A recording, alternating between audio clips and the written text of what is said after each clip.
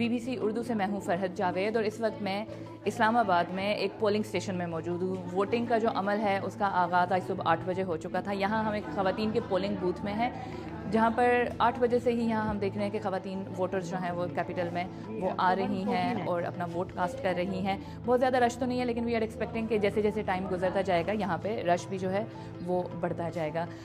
Millions of voters ہیں جو کہ آج پاکستان میں اپنا حق رائے دہی استعمال کریں گے۔ کرٹیکل ڈے اس کو کہا جا رہا ہے پاکستان کے لیے، ملک کا 12واں الیکشن ہے، اور ملک کے دیگر بہت سے الیکشنز کی طرح یہ الیکشن بھی بہت ساری کنٹروورسیز میں گھرا ہوا ہے۔ جو ملک میں آج الیکشن شروع ہونے سے کچھ منٹ پہلے ہی انٹیریئر منسٹری نے یہ نوٹیفیکیشن جاری کیا تھا کہ آج سیکیورٹی خدشات کی وجہ سے پاکستان بھر میں موبائل نیٹ ورکس جو ہیں وہ بند رہیں گے۔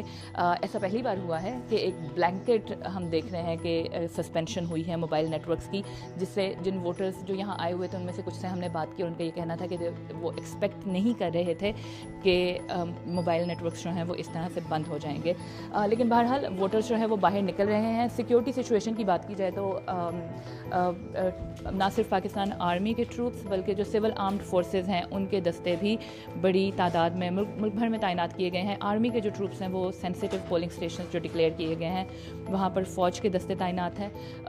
جو الیکشن کمیشن آف پاکستان ہے انہوں نے یہ ہدایت جاری کی ہے کہ جو ایک سیف انوائرمنٹ میں الیکشن کا جو انعقاد ہے وہ یقینی بنایا جائے۔